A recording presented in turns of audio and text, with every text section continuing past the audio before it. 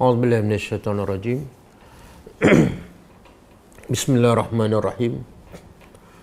Alhamdulillahi rabbil alamin, nahmaduhu wa nasta'inu wa nastaghfiruh. Wa na'udzu billahi min syururi anfusina wa min sayyiati a'malina.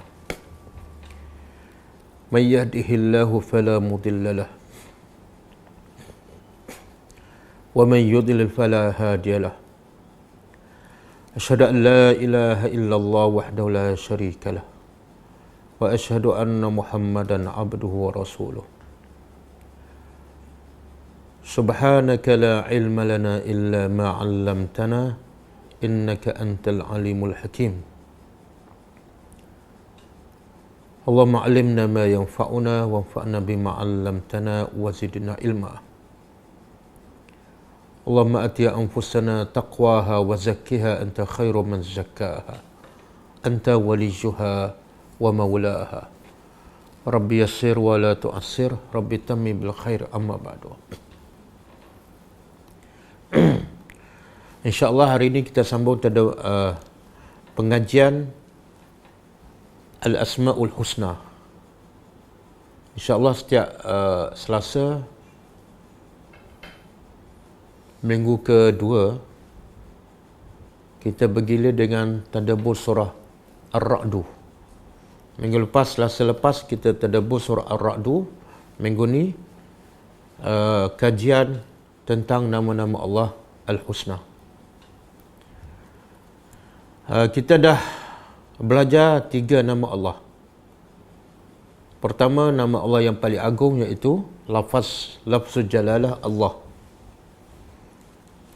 yang secara umumnya bermaksud Tuhan yang satu-satunya Tuhan yang layak dan berhak disembah. Kerana apa?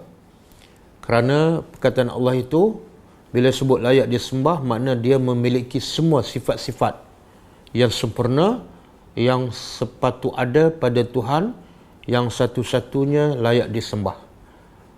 Seperti dia maha mendengar, dia maha melihat, dia maha bijaksana, dia maha hebat, dia maha pengampun, dia maha penyayang.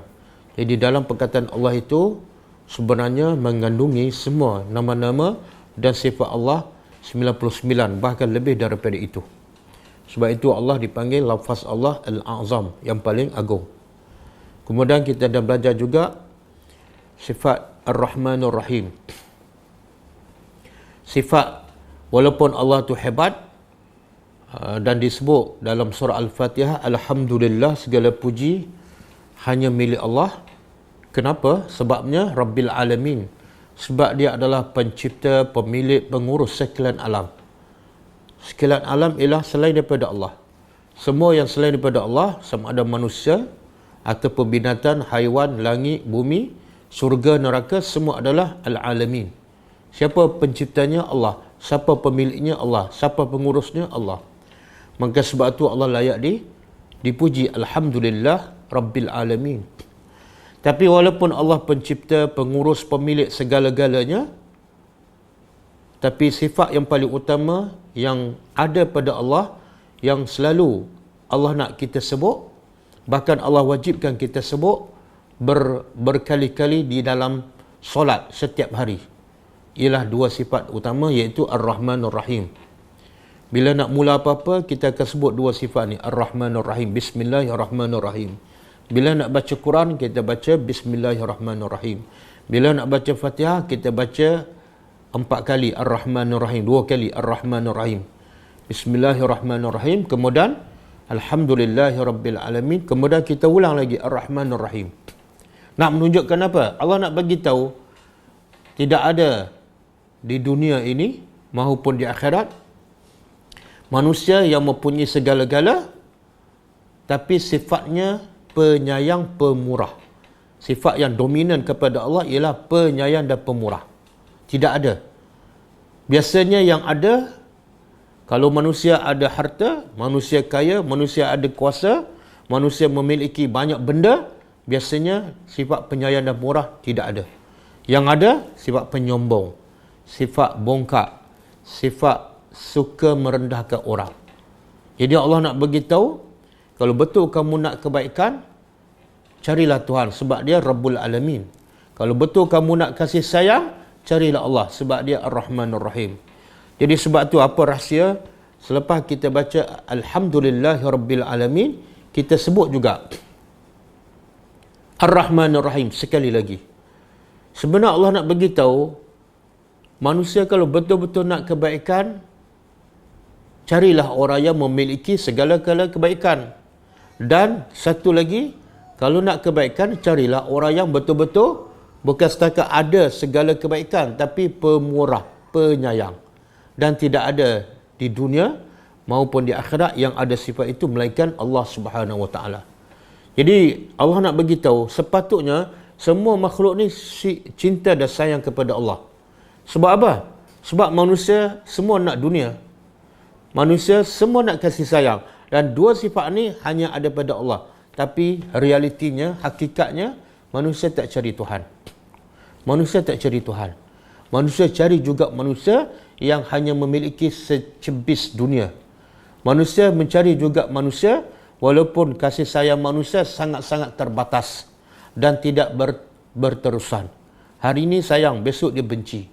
Minggu ni dia benci, minggu depan dia sayang. Jadi kenapa manusia ni sampai hari ini, sampai saat ini masih tidak mengenali Allah yang Rabbul Alamin, tapi dalam masa yang sama Ar-Rahmanur Rahim. Okey, jadi hari ini kita nak belajar sifat Allah seterusnya. Saya ajar ni tidak ikut turutan.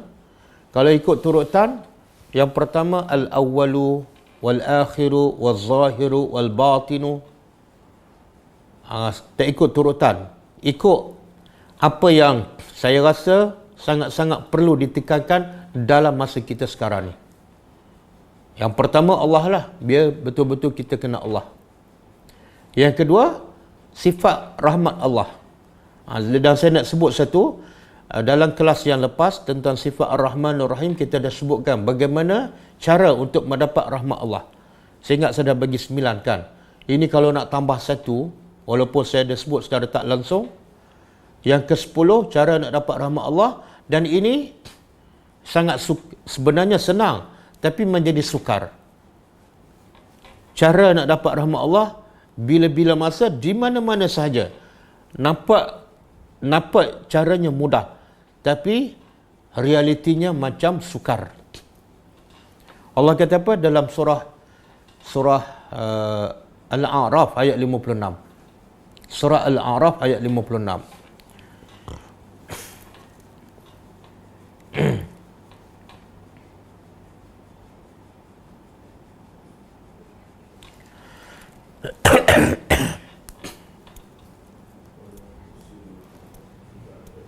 Betul. Di hujung ada tak? Inna rahmatullahi qaribun. Jadi ayat ni Allah nak bagi kaedah. Bagaimana nak dapat rahmat Allah, kasih sayang Allah yang sangat-sangat luar biasa. Dan bila kita dapat rahmat Allah, kasih sayang Allah, kita akan dapat segala-gala yang Allah miliki. Dan kemuncaknya ialah syurga dan redha Allah. Jadi boleh tambah yang ke-10 cara untuk mendapat rahmat Allah ialah, kalau ikut ayat ni apa dia? Rahmat Allah dekat kepada orang yang muhsinin, yang suka buat baik. Yang suka buat baik. Jadi siapa yang suka buat baik ni? Orang yang suka buat baik pada orang yang memerlukan kebaikan, yang memerlukan bantuan, termasuklah suka buat baik pada orang yang buat jahat pada dia. Kalau dia suka bantu orang miskin, suka bantu anak yatim, dan bila orang buat jahat pada dia, dia tetap membalas kebaikan. Orang macam ni rahmat Allah sangat dekat padanya. Rahmat Allah sangat dekat kepadanya. Jadi saya nak beritahu rahmat Allah bukan duduk dalam masjid. Rahmat Allah bukan duduk dalam masjid sahaja. Bahkan kadang-kadang kalau duduk dalam masjid sahaja, rahmat Allah tak akan masuk kepada orang tu. Sebab Allah kata rahmat Allah dekat kepada siapa? Kepada orang yang suka buat baik. Bila dia nak buat baik pada orang, dia kena keluar. Jangan duduk dalam masjid.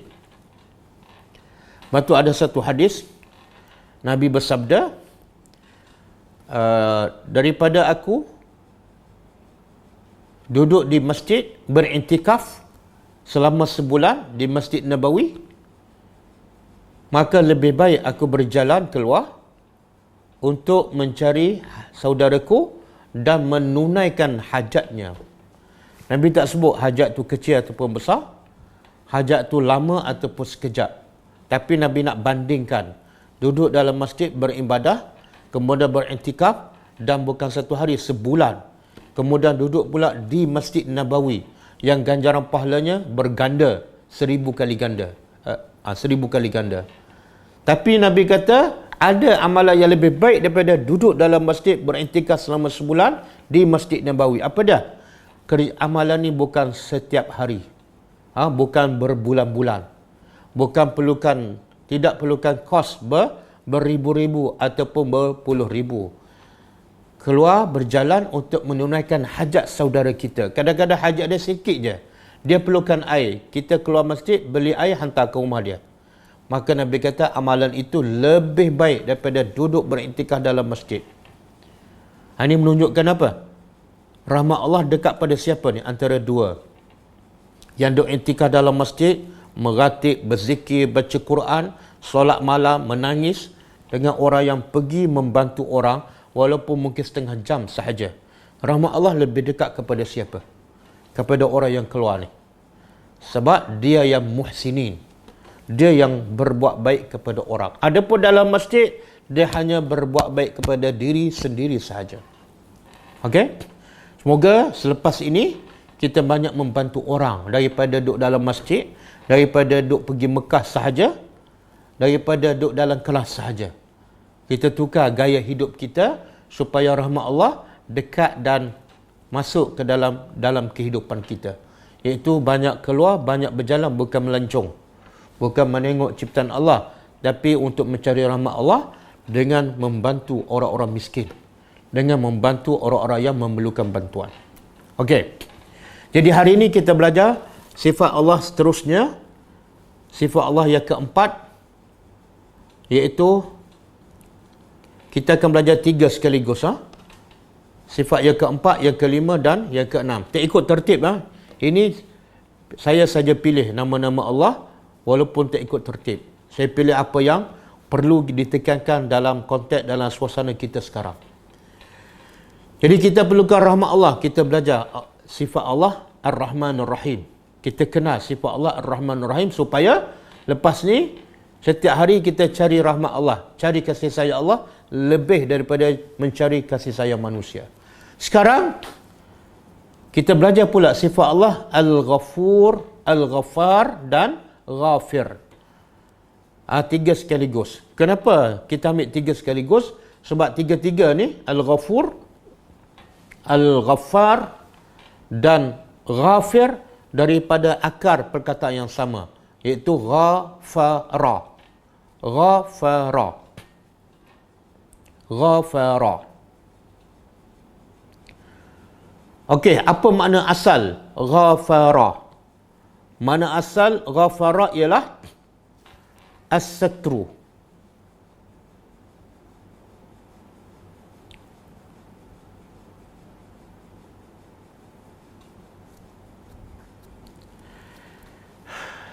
Satru. Jadi kalau Al-Ghafara ataupun Maghfirah, makna dia as-satru. Apa makna as-satru? Tutup. Tutup. Sebab itulah dia menutup apa ni? Okey, Al-Maghfirah makna dia as-satru, iaitu tutup. Tutup apa ni? Tutup keaiban. Yang biasa kita nak tutup ni ialah benda yang tak elok lah. Tutup keaiban. Dan keaiban yang paling besar bagi manusia ialah bukan jerawat, bukan kurap, bukan gagap, tapi keaiban yang paling besar bagi manusia ialah dosa. Jadi bila dosa ditutup, itu satu nikmat yang besar. Itu satu rahmat Allah yang sangat-sangat besar.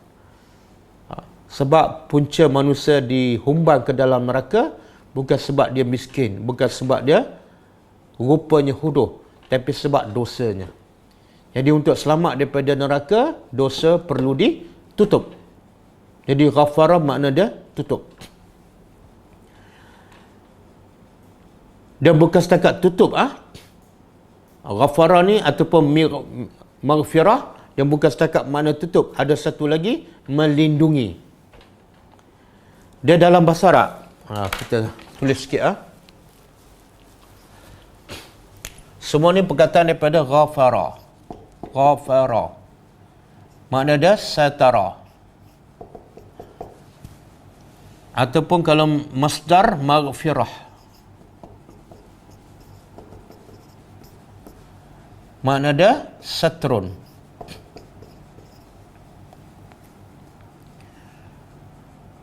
Dia telah tutup.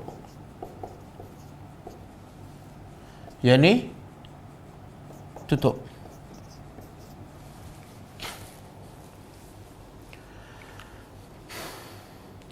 Sebab tu dalam bahasa Arab, topi yang dalam peperangan, yang ketika berperang orang pakai topi kan. Topi apa? Topi besi.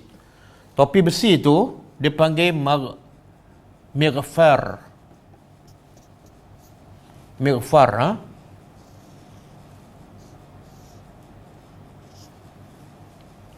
topi besi. Kenapa? Daripada mighfar ni daripada ghafara. Ghafara menjadi mighfar. Apa kaitan? Sebab topi ni ada dua fungsi. Pertama, dia tutup kepala. Dia tutup kepala. Dia tutup kepala daripada apa? Mana bila tutup kepala, kepala tu selamatlah. Tutup kepala. Satu. Yang kedua, melindungi. Jadi dua makna. Tutup. Yang kedua, lindung.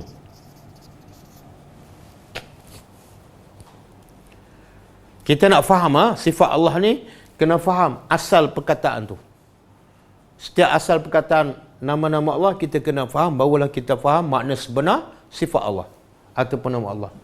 Jadi maghfar ni ada dua maksud. Pertama, seperti maghfar topi topi besi yang dipakai oleh tentera dalam peperangan. Dia ada dua fungsi. Pertama, dia tutup kepala. Yang kedua, dia melindungi daripada apa? Daripada bahaya. Kena tombak ke apa ke. Maka begitu juga dosa ni. Dosa, bila dosa ditutupi, pertama, tak nampak. Tak nampak. As-satru, tak nampak. Yang kedua, dia dosa ni melindungi kita daripada dihukum oleh Allah. Jadi dengan sebab dosa kita ditutup, tidak ada balasan, tidak ada azab. Okey? Jadi mighfar ataupun ghafara, maghfirah ada dua maksud. Pertama, dia tutup dosa. Yang kedua, dilindungi daripada hukuman Allah ataupun azab Allah.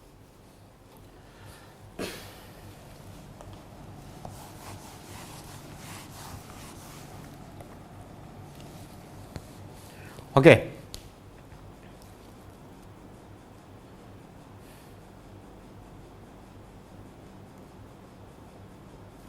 Maka bila kita faham makna maghfirah ni ialah makna tutup, kita akan rasa sayangnya Allah kepada kita. Di mana sayang Allah kepada kita? Bila dia ampun dosa kita. Di mana tu?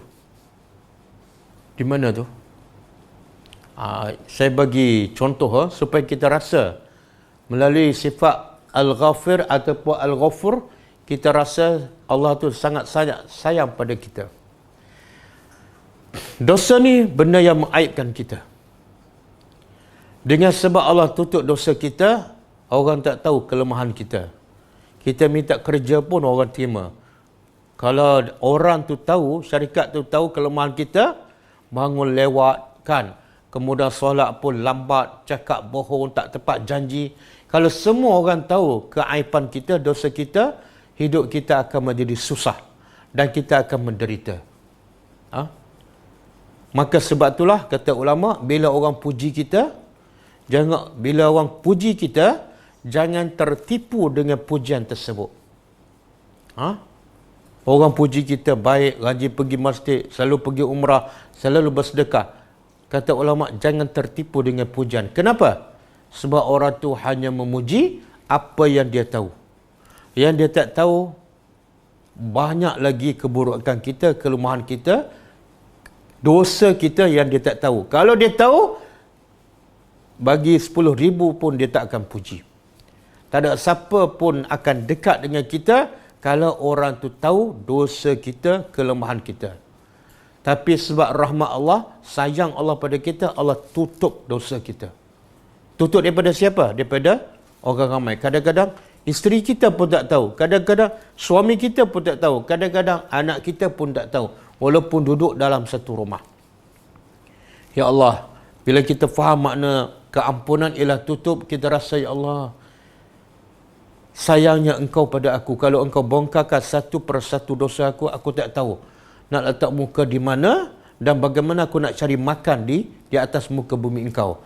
Sebab bila orang tahu kelemahan aku, kecacatan aku, dosa aku yang begitu banyak, orang tak akan terima aku. Sama ada nak bekerja ke, nak bergaul ke, jadi jiran ke, orang tak akan terima. Jadi ya Allah, bersyukurlah. Aku bersyukur pada engkau dengan sebab engkau tutup keaiban aku, orang puji aku. Dan dengan orang puji itu aku tak boleh tertipu. Sebab dia puji sebab dia nampak yang zahir saja. Yang di belakang itu dia tak nampak. Maka bersyukur, aku bersyukur pada engkau ya Allah. Sebab menyembunyikan dosa ke. Itu makna Al-Ghafur. Allah tutup dan di akhirat besok Allah lindungi dosa kita itu daripada hukuman ataupun azab Allah. Sebab itulah orang beriman, kalau orang tak beriman, Allah panggil seorang-seorang di khalayak ramai, Allah akan bongkarkan. Allah akan bongkarkan dosa orang yang tak beriman di khalayak ramai. Satu persatu. Bukan 1,000 orang tahu dosa kita. Bukan 10,000, bukan 100,000, bukan berjuta. Bilion manusia akan tahu dan nampak dosa kita yang dibongkarkan oleh Allah pada hari kiamat. Tapi bagi orang beriman, Allah tutup kat dunia dan bila di akhirat Allah panggil seorang-seorang dalam hadis yang sahih. Allah kata, si fulan, Allah panggil seorang-seorang, bukan di khalayak ramai. Kemudian Allah tanya, si fulan ni, kamu telah melakukan dosa kaza wa kaza. Orang ni mengaku, orang beriman. Satu persatu dan Allah sebut tempatnya, waktunya, kita tak boleh nafikan. Sebab Allah maha mengetahui, Allah maha melihat. Dan akhirnya, terlalu banyak dosa yang Allah sebut satu persatu, kita pun dah rasa kita tak akan berjaya masuk syurga. Kita akan dihumbang ke dalam neraka sebab dosa begitu banyak. Tapi last sekali, Allah berkata, semua dosa engkau ni, aku ampunkan di hari ini, iaitu hari akhirat, sebagaimana kat dunia aku tutup. Kat dunia aku tutup dosa ni. Suami kamu tak tahu, isteri tak tahu, jiran tak tahu, bos kamu tak tahu, mak bapak kamu pun tak tahu. Aku yang tutup. Jangan berbangga, jangan rasa hebat. Setengah orang tu, bila buat dosa, isteri dia tak tahu, suami tak tahu, mak bapak tak tahu. Dia rasa dia hebat, dia rasa dia pandai, dia rasa dia licik. Tak. Allah sayang pada dia, Allah tutup dosa. Bukan sebab dia pandai menutup dosa. Sebab apa Allah tutup? Sebab Allah nak bagi peluang supaya dia bertaubat kepada Allah Subhanahu Wa Taala. Jadi Allah bagi kepada orang beriman yang banyak dosa ni, ya Allah tutup dekat dunia. Kat dunia aku tutup, kat akhirat aku lindungi kamu daripada azab Allah. Maka Allah kata masuk syurga. Subhanallah. Sebab itu dalam satu hadis sahih riwayat Muslim, Allah kata, Nabi bersabda, kullu ummati mu'afa. Kullu ummati mu'afa illa mujahirin.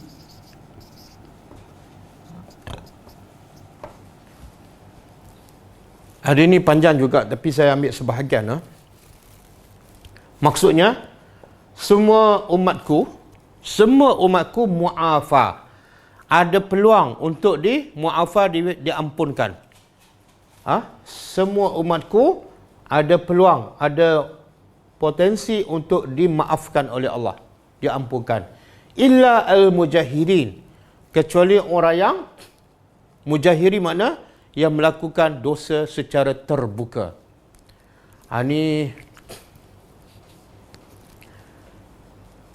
Ini memang sangat sukar untuk dia bertobat kepada Allah. Sebab apa? Sebab dia bukan setakat buat dosa lawan Tuhan, tetapi mujahirin secara jihar, secara terbuka depan-depan orang. Banyak tak dalam masyarakat kita orang buat dosa secara terbuka? Ya Allah, Allah kata wa qalilum min ibadiyas syakur, sedikit sekali hamba-Ku yang bersyukur. Maknanya majoriti manusia buat dosa, dan majoriti manusia yang buat dosa ialah secara terbuka. Yang syirik kepada Allah secara terbuka, yang buka aurat secara terbuka, yang mengumpat depan-depan orang secara terbuka, yang minum arak, jual arak secara terbuka, apa lagi yang bercakap bohong secara terbuka, yang berlakon drama ke filem ke secara membuka aurat dan berpeluk secara terbuka. Jadi Allah kata yang buat dosa secara terbuka sangat susah untuk diampunkan dosanya. Sebab tu kita tengok ada orang yang berlakon buka aurat sampai ketua mati dalam keadaan buka aurat. Ada yang berlakon lelaki bergaul bebas dengan pelakon wanita sampai ketua dia tak bertaubat dan mati. Orang yang buka aurat kita tengok sampai ketua buka aurat. Kadang-kadang umur 60, 70 masih bermakeup ni. Sebab apa? Dia tidak ada mu'afa, tidak diampunkan oleh Allah sebab dia buat dosa secara terbuka. Jadi sebab itulah kalau terpaksa buat dosa ataupun dah kalah dengan nafsu, sembunyikan dosa kamu. Sembunyikan. Semoga dengan kita sembunyi dosa tu, kita ada rasa malu kepada orang, dan Allah pun tutup dosa kita kat dunia, maka di akhirat besok Allah lindungi kita daripada balasan azabnya. Dan hadis ni ada sambungan. Nabi kata apa? Wa minal ijhar, antara bentuk menzahirkan, antara bentuk menunjukkan dosa secara terbuka ialah apa dia? Nabi kata dia buat dosa di waktu malam, minum arak ke, berzina ke, berkapal ke, berdating ke, kemudian besok dia masuk gambar dalam Facebook. Orang tahu. Allah dah tutup dengan dia buat dosa di waktu malam. Tak ada siapa tahu. Tapi dia sendiri membongkarkan dosa. Dia termasuk mujahirin. Orang macam ni sangat-sangat sukar untuk bertaubat. Jadi cuba kita perhati kehidupan orang yang sampai ketua buat dosa. Mungkin antara sebabnya dia adalah termasuk orang yang mujahirin. Maka dia tak akan dapat mu'afah, keampunan Allah. Okey?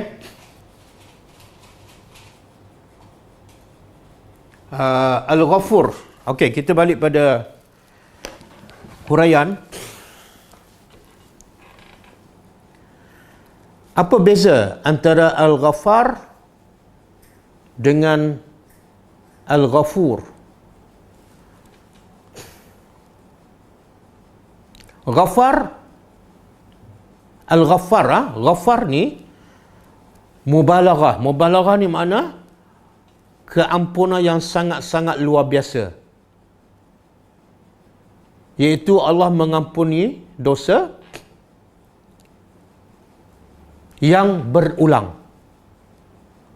Allah mengampuni dosa yang berulang-ulang. Jadi Ghaffar dia panggil sirah mubalaghah. Allah banyak mengampuni. Kenapa Allah banyak mengampuni? Sebab dosa tu dilakukan berulang-ulang. Lepas dia buat dosa, dia bertaubat. Lepas dia buat dosa, dia bertaubat. Lagi banyak dia melakukan dosa dan lagi banyak dia bertaubat, Allah lagi banyak mengampunkan. Itu dia panggil Ghaffar. Ghaffar banyak mengampun. Okey, Ghafur. Ghafur makna dia ialah keampunan Allah yang sempurna. Keampunan Allah yang sempurna. Iaitu Allah mengampunkan dosa siapa saja. Satu. Siapa saja Sebab kadang-kadang kita nak ampunkan dosa tengok orang. Kalau jahat sangat kita tak ampunkan. Kalau jahat sikit-sikit kita ampunkan. Tapi Allah Ghafur makna Allah ampunkan siapa saja. Yang dah syirik pada Allah, yang sembah berhala 50 tahun Allah ampunkan. Yang baru buat dosa sekali je Allah ampunkan. Yang tukang sihir Firaun, belajar sihir syirik pada Allah berpuluh-puluh tahun, makan rezeki haram, Allah ampunkan. Yang bunuh 100 orang, Allah ampunkan. Kalau Firaun bertaubat pun Allah akan ampunkan. Satu. Yang kedua, Allah ampunkan apa sahaja dosa. Dosa apa? Dosa syirik, dosa berrasuah, dosa berbohong, dosa berzina, dosa minum arak, dosa bunuh orang. Apa sahaja dosa Allah ampunkan. Yang ketiga, Allah ampunkan dosa walaupun banyak mana sekalipun. Kadang-kadang kita, kalau 5 kali buat salah kita maafkan. Tapi kalau dah 50 kali kita tak maafkan, kita pecat terus. Kamu dah tak boleh bekerja di syarikat aku. Itu kita. Tapi Allah, banyak mana dosa sekalipun, Allah akan ampunkan. Dan yang keempat, besar mana dosa sekalipun. Tadi banyak, yang ni besar mana sekalipun. Jadi Ghafur ada 4. Satu, Allah ampunkan siapa saja. Yang kedua, Allah ampunkan apa tadi? Semua jenis dosa. Yang ketiga, Allah ampunkan apa dia? Banyak mana dosa sekalipun. Yang keempat, dosa besar mana sekalipun. Itu makna Ghafur. Jadi keampunan Allah, Ghafur ni keampunan Allah yang lengkap. Adapun Ghafar, keampunan Allah yang berulang. Sebab Ghafar makna dia banyak mengampun. Ada satu hadis saya bagi contoh. Kita tengok bagaimana rahmatnya Allah kepada hamba-Nya. Dalam satu hadis kursi, hadis sahih, diriwayat oleh Imam Tirmizi, dengar bagaimana rahmat Allah melalui keampunannya, melalui sifat Al-Ghafur. Kata Allah Ta'ala dalam hadis kursi ini, ya bani Adam, wahai anak Adam, innaka ma da'autani, sesungguhnya engkau, selama mana engkau berdoa kepada aku, wa rajautani, dan engkau mengharapkan daripada aku, ghafartu laka ala ma kana fika wala ubali. Selagi mana engkau berdoa, meminta kepada aku dan mengharap pada aku akan ampunkan dosa-dosa kamu yang kamu buat, wala ubali, dan aku tak peduli pun dosa apa, dosa banyak mana, besar mana, dah dilakukan oleh siapa, wala ubali. Ya Allah, kita susah nak ada sifat tu. Kita nak ampunkan, nak maafkan kesalahan orang. Kita tengok orang siapa kan, apa dosanya, banyak mana, kita nilai. Tapi Allah tak. Kemudian Allah sambung lagi, ya bani Adam. Allah nak buat contoh. Contoh macam mana ni yang Allah ampunkan dosa. Ya bani Adam, wahai anak Adam, lau balaghat zunubuka, kalau dosa-dosa engkau sampai ananas sama, sampai ke puncak langit, sampai ke puncak langit ataupun memenuhi langit, semastaghfartani ghafartu laka wala ubali. Kalau dosa engkau seluas langit tu, langit kita tahu kan jauh lebih luas daripada bumi.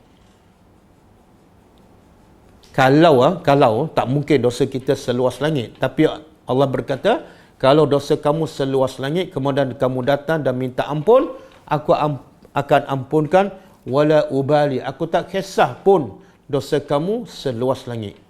Dan kata Allah lagi, ya bani Adam, wahai anak Adam, innaka law ataitani, wahai anak Adam, jikalau engkau mendatangi aku biqarabil ardi, dengan dosa sepenuh bumi. Tadi seluas langit, sekarang sepenuh bumi. Khataya, daripada dosa-dosa. Summa laqaitani, kemudian kamu datang jumpa aku, la tusyrik bi syai'a, dan kamu tidak pernah mensyirikkan aku sedikit pun. la ataituka biqurabiha maghfirah. Aku akan datang balik kepada engkau dengan keampunan aku seluas bumi. Subhanallah. Maknanya, dosa seluas langit, keampunan Allah pun seluas langit. Kalau dosa seluas bumi, kalau dia bertaubat, keampunan Allah pun seluas bumi. Bukan makna dosa seluas bumi, tapi keampunan Allah 1/3 bumi. Tak. Subhanallah. Rahmatnya Allah, sayangnya Allah kepada hamba, tanpa melihat siapa yang melakukan dosa, banyak mana, apa jenis dosa, dan kali ke berapa. Jadi, sekarang kita dapat bezakan Al-Ghaffar dengan Ghafur. Kemudian yang ketiga, Ghafir. Ghafir ni keampunan biasa je. Keampunan biasa. Sebab itulah Ghafur dalam Al-Quran disebut berapa kali? Keampunan Allah yang sempurna disebut berapa kali? 91 kali. Kita akan jumpa je. Mana-mana surah, kita akan jumpa dengan banyak kali. Ghafurur Rahim. Ghafurur Rahim. Jadi, Ghafur disebut 91 kali. Ghaffar disebut 5 kali. Ghaffar disebut 5 kali. Antaranya surah Taha ayat 82. Dan Ghafir yang menunjukkan mengampunkan dosa je, sekali je. Iaitu surah Ghafir ayat yang ketiga. Surah Ghafir ayat yang ketiga. Ghafiriz zamb, qabilit taub, syadidul iqab.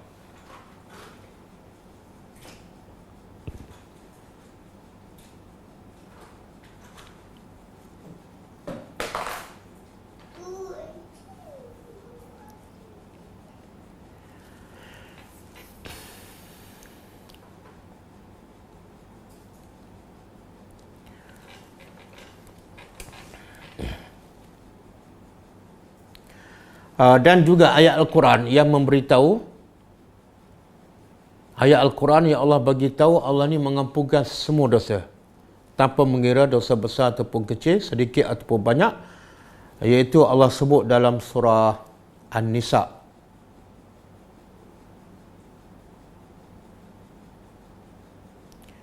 Surah Az-Zumar ayat 53.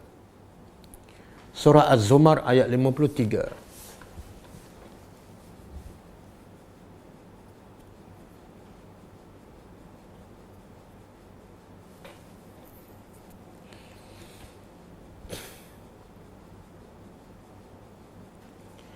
Firman Allah Ta'ala, A'udzubillahi minasyaitonirrajim. Qul ya ibadiyallazina asrafu ala anfusihim. Qul, katalah wahai Muhammad, ya ibadi, wahai hamba-hambaku. Tengok Allah, rahmat Allah ni, Allah suruh Nabi, wajib Nabi bagi tahu kepada hamba-hambanya. Bagi tahu apa ni? Bukan ancaman, tapi bagi tahu rahmat Allah. Bagi tahu kasih sayang Allah kepada semua hamba-hambanya, termasuklah yang kafir. Apa dia? Hamba yang mana ni? Allazina asrafu ala anfusihim. Cuba perhati perkataan yang Allah guna dalam Al-Quran. Cuba perhati. Allazina asrafu ala anfusihim. Orang yang, hambaku yang apa ni? Apa diterjemah apa tu asrafu? Melampau kan? Tengok. Allah tak kata hamba-hambaku yang berdosa. Beza tak? Hambaku yang berdosa dengan hambaku yang melampau. Beza tak? Beza. Jadi kalau hambaku yang berdosa saja Allah ampun, yang melampau, buat dosa melampau-lampau, Allah tak ampunkan. Jadi Allah begitu awal-awal lagi bagi tahu pada hambaku yang bukan setakat buat dosa, tapi asrafu, melampau. Kalau bunuh, dia tak bunuh 4-5 orang. Dia bunuh sampai beratus-ratus orang. Kalau bunuh pula bukan dengan cara biasa, dia potong kaki, potong tangan, colek mata, kemudian baru dia bunuh. Kalau rasuah tak main sikit-sikit, bilion. Bilion. Kalau dia bunuh orang pula, dia bukan bunuh orang lain, bunuh isteri dia, bunuh anak, melampau. Kalau berzina, bukan berzina dengan orang biasa, berzina dengan anak, melampau. Bagi tahu pada orang ni. Apa dia? Allah tak kata azab aku sangat pedih, bukan. La taqnatu min rahmatillah. janganlah kamu berputus asa daripada rahmat Allah. Jangan.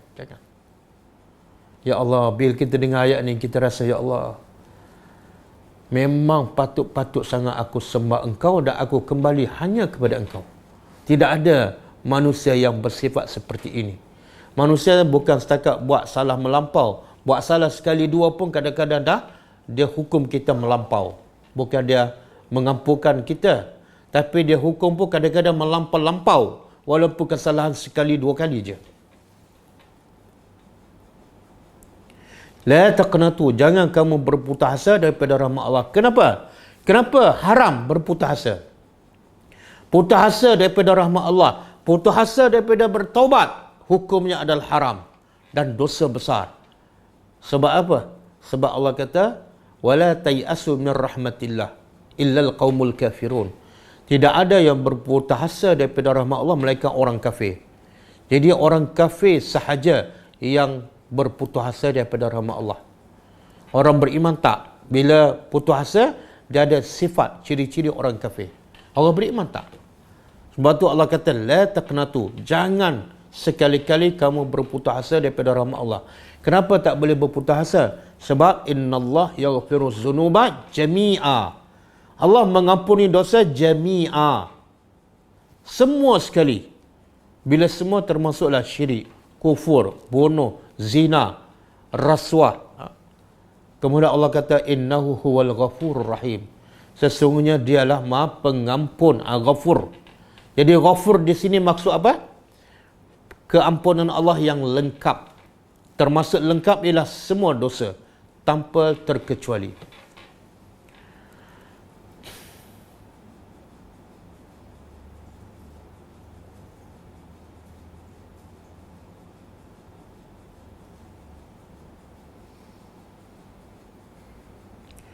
Okey, kalau contoh Ghaffar,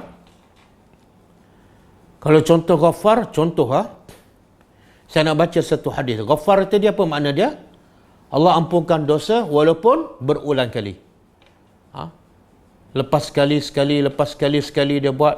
Tapi syarat dia bertaubat betul-betul lah. Allah tetap ampunkan. Dengar baik-baik ya.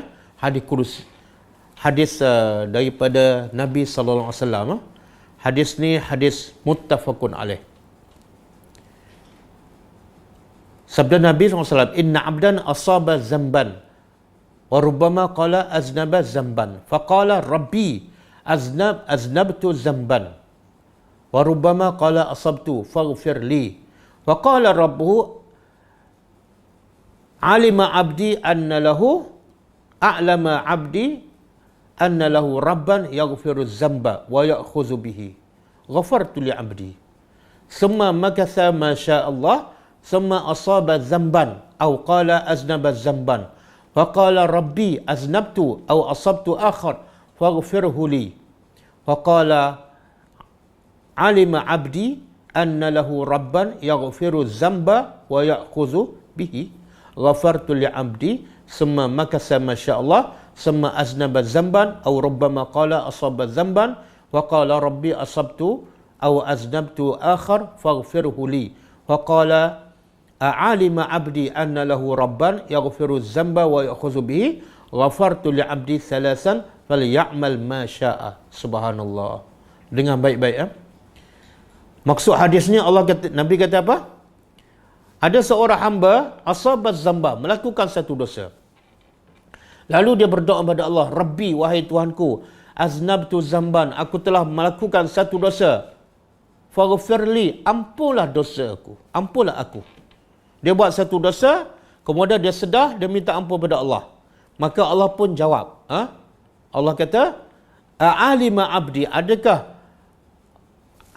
hamba-Ku tahu bahawa baginya ada satu Tuhan yang boleh mengampunkan dosa sehingga lepas dosa terus dia minta ampun kepada Allah.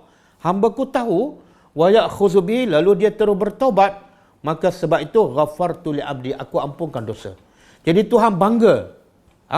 Tuhan bangga bila hamba dia buat dosa, kemudian dia mengaku dia cari Tuhan. Tuhan rasa bangga, ya Allah, hamba-Ku tahu ada Tuhan yang boleh ampunkan dosa, dia pun datang kepada aku. Okey, aku ampunkan. Okey? Semua kata Nabi, semua makasa masya'a Allah. Kemudian lepas dia bertaubat, dia duduk tak berapa lama, dia buat satu lagi dosa. Lepas buat dosa satu yang kedua, dia pun berdoa lagi pada Allah, Rabbi aznabtu au asabtu akhar. Wahai Tuhan, aku buat dosa lain pula, maka faghfirli, ampunlah dosaku itu. Maka Allah pun kata, alima abdi, bagusnya hambaku, dia tahu bahawa dia ada Tuhan yang boleh mengampunkan dosa, lalu dia cari Tuhan dan dia bertaubat, maka aku ampunkan dosa. Ya Allah, sayangnya Allah kepada hambanya. Semua makasih, Masya Allah. Kemudian hamba tu setelah bertaubat kali kedua, tak berapa lama dia buat satu lagi dosa. Semua aznabaz zamban. Kemudian dia sedar, dia bertaubat lagi pada Allah. Dia kata lagi, Rabbi, wahai Tuhanku, asabtu au aznabtu akhar. Wahai Tuhan, aku buat dosa lain pula, faghfirhu li, maka ampunlah dosaku itu. Maka Allah pun jawab jawapan yang sama, a'alima, pelik dan bagusnya hambaku. Bila dia buat dosa, dia sedar itu dosa, dan dia sedar tidak ada yang boleh mengampunkan dosanya melainkan Tuhan. Dia pun cari aku dan dia minta ampun pada aku. Ghafartu, aku ampunkan. Salasan. Berapa kali dah? 3. Last kali Allah kata apa? Falyamal ma syaa. Lepas ni hambaku buatlah apa saja. Jangan salah faham. Buatlah apa saja. Apa maksud? Kalau hambaku buat dosa lagi lepas ni, kemudian dia sedar betul-betul, dia bertaubat, aku akan ampun lagi. Lepas tu dia terbuat lagi, dia sedar, dia bertaubat, Allah kata aku akan ampunkan. Sampai berapa kali? Tidak ada had. Ya Allah. Ini makna apa ni? Ghaffar. Ini makna Ghaffar. Ya Allah, alangkah baiknya kalau manusia ada sifat-sifat Allah ni. Suka memaafkan orang. Sebab itulah Allah bagi syarat. Syarat ahli syurga, syarat calon yang layak masuk syurga ialah dia ada sifat-sifat Allah ni. Apa dia? Suka memaafkan orang. Walaupun orang tu buat salah berkali-kali. Orang macam ni sangat mudah untuk masuk ke syurga. Tapi kalau kedekut nak maafkan orang, berkira sangat, walaupun kesalahan orang bukan sekali. Kesalahan orang bukan 20 kali, bukan 50 kali. Mungkin 2-3 kali je, tapi dia sangat berkira dan susah untuk memaafkan. Orang ni memang gelap masa depan di akhirat besok. Jadi hadis ni di hujung tu penting tu. Fal ya'mal ma syaa. Allah kata apa? Lepas ni kamu buat lagi dosa, kamu minta ampun, aku ampunkan. Lepas ni kamu buat lagi, aku ampunkan. Tapi syarat. Syarat apa? Lepas dia buat dosa, dia betul-betul menyesal. Dia menyesal, dia berazam tak akan ulang lagi, cukup syarat lah. Cukup syarat bertaubat. Dia menangis, dia cuba elakkan, dan Allah dah terima taubatnya. Lepas tu, terbabas. Allah kata, aku ampunkan. Lepas terbabas, dia menyesal lagi, dia menangis. Betul-betul sedar. Dia berazam tak nak ulang lagi, dia bertaubat. Allah ampunkan. Lepas tu, terbabas lagi. Sama juga, Allah kata, buatlah berpuluh kali, aku ampunkan. Tapi syarat taubatnya mesti taubat nasuha. Tak boleh dia taubat main-main. Yang taubat main-main, Allah tak akan ampunkan. Sebab Allah hanya akan mengampunkan dosa orang yang benar-benar bertaubat. Orang yang benar-benar bertaubat.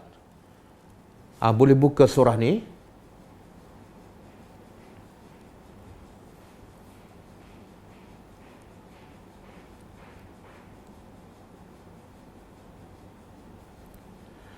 Surah Taha ayat 82. Surah Taha ayat 82.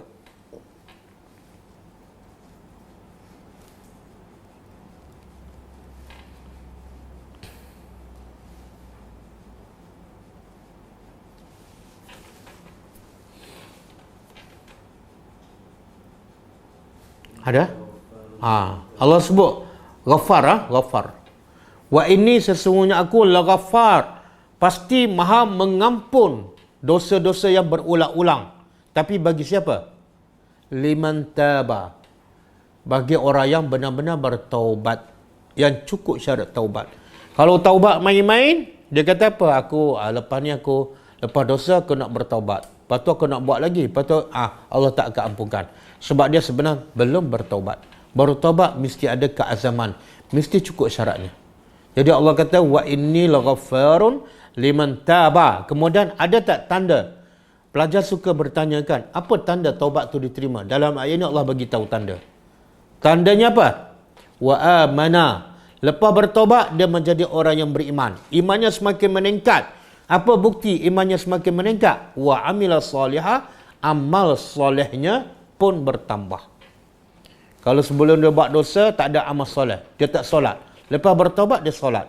Kalau sebelum bertaubat dia buka aurat, lepas bertaubat dia buat amal soleh, dia tutup aurat. Itu bukti ataupun tanda taubatnya diterima oleh Allah Subhanahu Wa Taala. Dan di hujung tu Allah kata summah tada.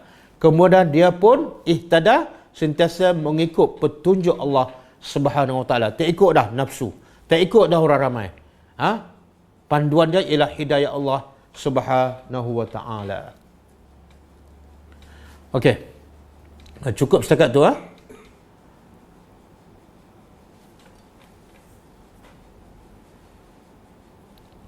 Kita berhenti. Jadi hari ini kita belajar 3 sifat Al-Ghaffar, Al-Ghafur dan Ghafir.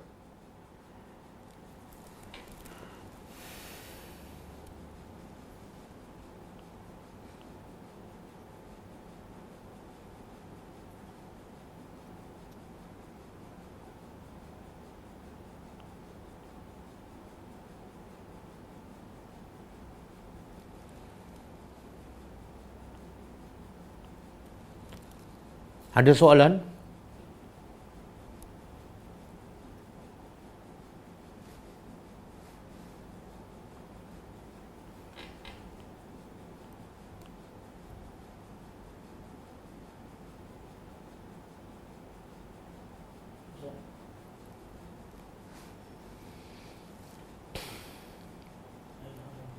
Mana ni? Ustaz, dosa syirik dalam ayat di bawah boleh Ustaz huraikan? Sesungguhnya Allah tidak mengampuni dosa syirik dan dia mengampuni segala dosa yang selain daripada syirik bagi sesiapa yang dikehendakinya. Okey. Sebenarnya ayat ni maksud ayat ni ialah Allah tidak akan ampunkan dosa syirik dan selain daripada itu Allah akan ampunkan bila ni, iaitu setelah orang tu mati dalam syirik. Kena faham betul-betul. Kalau dia mati dalam syirik, maka lepas tu Allah tak akan ampunkan dosanya sebab dia tak sempat bertaubat. Tapi kalau dia syirik pada Allah dan dia bertaubat sebelum dia mati, Allah akan terima. Allah akan terima. Kan ayat tadi surah apa? Az-Zumar kan? Allah mengampuni semua dosa, termasuklah dosa syirik. Yang mengatakan Allah tak ampunkan dosa syirik bila mati dalam syirik. Kalau bertaubat sebelum mati, semua dosa jami'an, semua sekali. Sebab itulah para sahabat Nabi, asal-asal mereka pada Islam ke syirik? Syirik. Hampir semua sahabat Nabi penyembah berhala. Makna mereka musyrikun. Tapi Allah ampunkan dan bahkan daripada syirik pada Allah, mereka menjadi sahabat yang terbaik. Generasi yang terbaik yang tidak akan berulang dalam sejarah. Kuntum khaira ummatin. Asal daripada syirik. Tapi bila betul-betul bertaubat, dia menjadi umat yang terbaik. Bila masuk syurga, syurga yang tertinggi. Okey?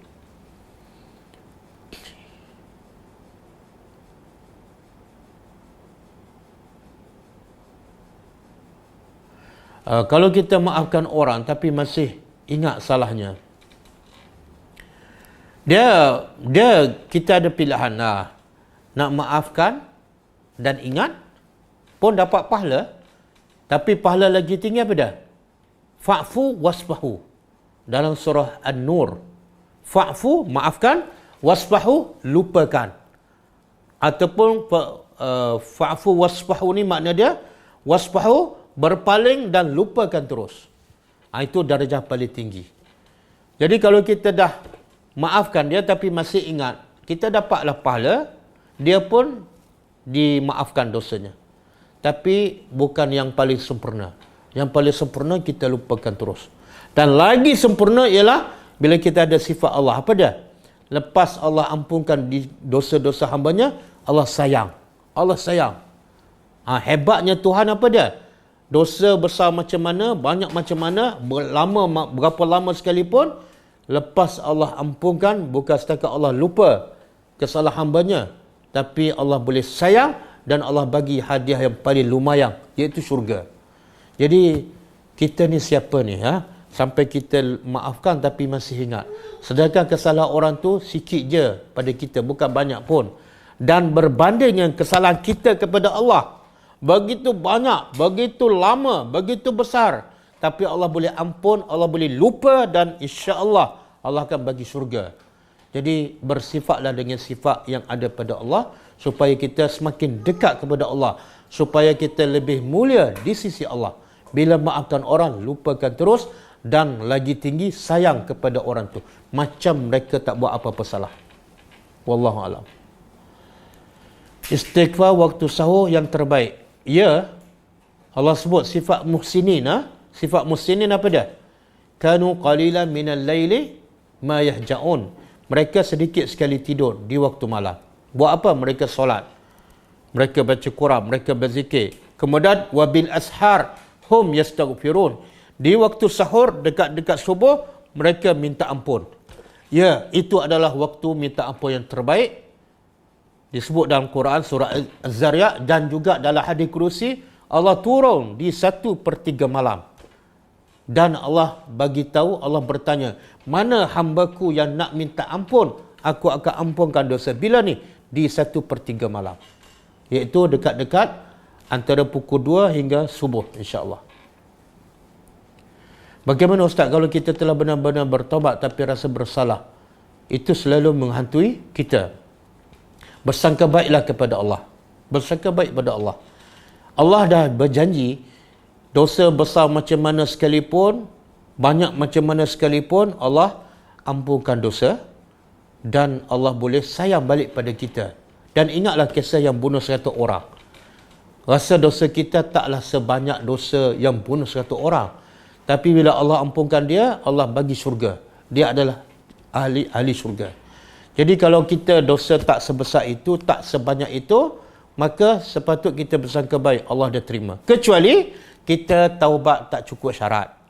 Kita taubat tak ikhlas. Itu masalah kita, bukan bersangka buruk pada Allah.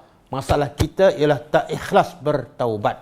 Kalau kita dah ikhlas, dah cukup syarat, jangan ada rasa takut-takut lagi.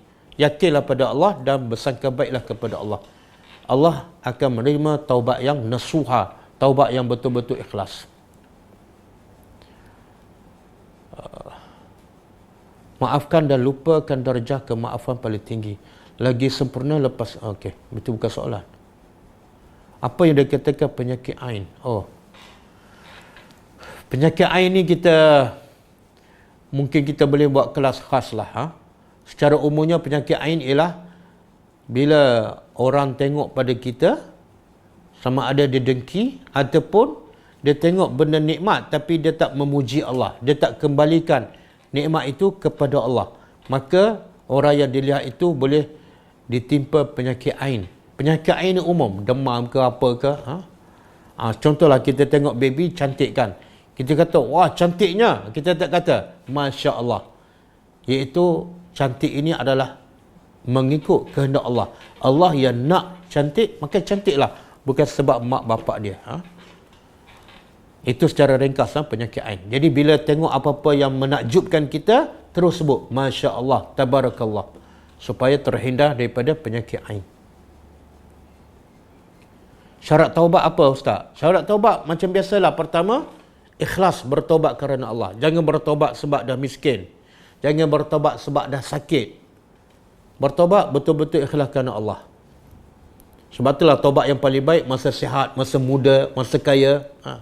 Yang kedua, menyesal. Menyesal. Kalau tak ada menyesal, itu bukan taubat. Menyesal kalau boleh menangis, lagi bagus. Yang ketiga, berazam. Berazam untuk tidak mengulangi dosa. Berazam untuk tidak mengulangi dosa. Yang keempat,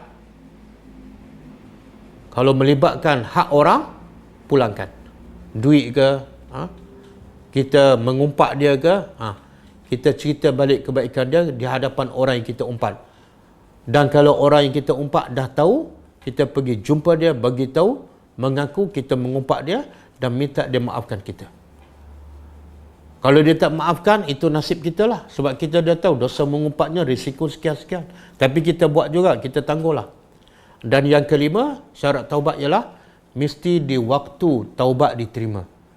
Tak boleh waktu nyawa sampai ke halkum Allah tak akan terima, macam Firaun. Ataupun ketika matahari terbit daripada sebelah barat, maka Allah tak akan terima dah taubat. Wallahu a'lam. Perlu tak kita solat taubat? Tak perlu. Solat taubat hukumnya sunat. Yang penting 5 syarat tadi. Kalau cukup 5 syarat, taubat diterima. Yakin pada Allah. Walaupun tak solat taubat. Tapi kalau solat taubat setiap malam, tak cukup syarat. Dia buat dosa setiap hari dan tak menyesal. Tapi solat taubat setiap malam, Allah tak akan terima taubatnya. Sebab solat taubat bukan syarat taubat diterima.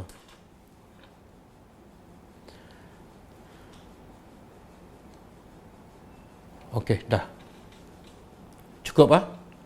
Kelas kita seterusnya besok petang, pukul 3 petang. Kemudian malam pukul 9.40. InsyaAllah. Sekian, kita tutup dengan membaca tasbih kafarah.